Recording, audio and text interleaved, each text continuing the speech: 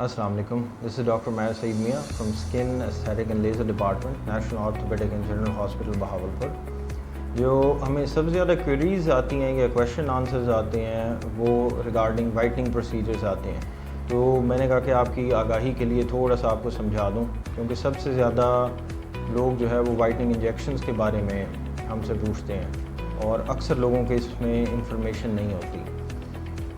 First of all तो मैं ये बता दूं कि जो वाइटनिंग इंजेक्शंस हैं ये परमानेंट वाइटनिंग सलूशन नहीं है।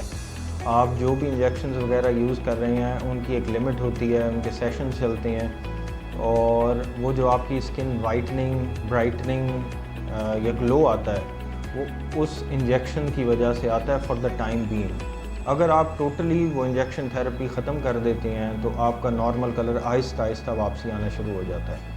और जो एक मिसकंसेप्शन यहाँ पर चल रही है कि जी वाइटनिंग इंजेक्शन लगाने के बाद आप बहुत ही गोरे हो जाते हैं और ऐसे समझें कि आपकी बिल्कुल कलर टोन चेंज हो जाती है, या जिस तरह कॉकेशियंस हैं जिनको हम गोरे अंग्रेज़ कहते हैं तो उस तरह की स्किन टोन हो जाती है। तो ये बिल्कुल गलत है। जब भी आप वाइटनिंग इंजेक्शन यूज़ करेंगे तो आपका जो स्किन शेड है वो बेहतर होता है, साथ में स्किन ग्लो आता है। चंद लोगों में बहुत ज़्यादा वाइटनिंग हो जाती है और चंद में कम होती है, और ऐसे केसेस भी हैं जो मल्टीपल 10-10 सेशन करवाने के बाद भी कोई बहुत ज़्यादा वाइटनिंग नहीं आती लेकिन ग्लो ज़रूर आता है। तो over the period of time जो वाइटनिंग किट्स या इंजेक्शंस आ रहे हैं अब उसमें और काफ़ी सारी चीज़ें मज़ीद ऐड हो चुकी हैं। जो हम लोग यहाँ पर ऑफ़र कर रहे हैं वो प्योरली वाइटनिंग इंजेक्शन सोल्यूशन नहीं है। उसमें वाइटनिंग भी होती है, ग्लूटाथियोन भी यूज़ होता है, उसमें मल्टीविटामिन्स हैं, उसमें एंटीऑक्सीडेंट्स हैं, उसके अंदर कोलेजन है, उसके अंदर ग्रोथ फैक्टर्स हैं, स्टेम सेल्स हैं। ये तमाम चीज़ें हम एक कॉम्बो में देते हैं। तो प्योरली हम स्किन वाइटनिंग के लिए ऐसे समझें कि सेशन नहीं करते, उसमें कॉम्बिनेशन होता है। सेकेंडली इसमें 2 डिफरेंट टाइप के पैकेजेस अवेलेबल हैं। एक तो इसमें पैकेज है जो आपको वीकली बेसिस पे करवाना पड़ता है, यानी इंजेक्शंस आपको हर वीक में एक बार लगेगा आईवी के थ्रू ड्रिप के साथ, और दूसरा जो हमारा सेशन है वो मंथली होता है, यानी तकरीबन 20 to 25 डेज़ के बाद आप एक सेशन करवाते हैं।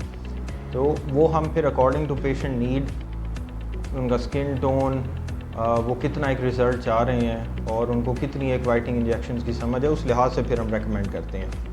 कोई भी वाइटनिंग सेशन करवाने से पहले लाजमी है कि आपके चंद टेस्ट किए जाएं। अगर वो टेस्ट बिल्कुल ठीक हैं तो फिर हम वाइटनिंग सेशन जो है उसमें मूव ऑन करते हैं, और ड्यूरिंग वाइटनिंग सेशन भी हम 1-2 दफ़ा टेस्ट करवा के देखते हैं कि आया चंद टेस्ट ऊपर नीचे तो नहीं आ रहे, और अगर फ़र्ज़ करें कि उसमें रिज़ल्ट थोड़े ऊंच नीच हों तो हम लोग सजेस्ट करते हैं कि वाइटनिंग सेशन बंद कर लें। लेकिन नॉर्मली ऐसा नहीं होता। अक्सर बेशतर जो लोग हमारे यहाँ के वाइटनिंग सेशंस करवा रहे हैं वाइटनिंग इंजेक्शंस के, उनका लॉन्ग टर्म ही चल रहा है प्रोसीजर, और किसी किस्म का कोई साइड इफ़ेक्ट नहीं आ रहा। सेकेंडली ये है कि कितने सेशंस दरकार होते हैं, तो ये हर एक के मेटाबॉलिज्म, स्किन टाइप, उनकी रूटीन, इन सब चीज़ों पे डिपेंड करता है कि रिज़ल्ट्स किस तरह का आएगा। तो हम एग्जैक्टली आपको नहीं बता सकते कि सेशंस कितने हैं। वैसे अप्रॉक्सीमेटली आप जहन में रखें कि 10 से 15 सेशन आप करवाएंगे। 10 से 15 सेशन करवाने के बाद उस कलर को फिर मेंटेन रखने के लिए आपको महीने में एक बार या 2 महीने में एक बार बूस्टर सेशन करवाना पड़ता है। तो आई होप कि इससे आपकी थोड़ी बेहतर आगाही हुई होगी।